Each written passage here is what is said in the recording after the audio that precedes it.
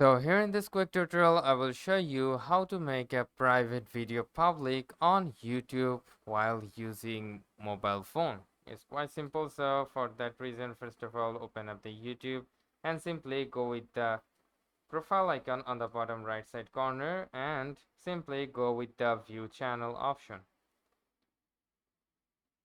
And then you will find out the video like this. Here is my video that I want to make it public, like as it is been in private. So for that reason, we will go and select the three dots right beside it and simply go with the edit option.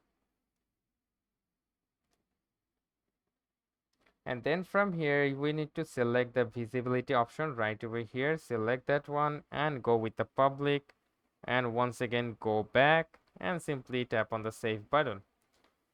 So once it is saved, as you can see, it is now in public. So you can now share and whole universe can watch your video onto the YouTube. So that's how you can simply do it. Hope this video helps you out. If yes, please leave a like and we'll catch you for the next time.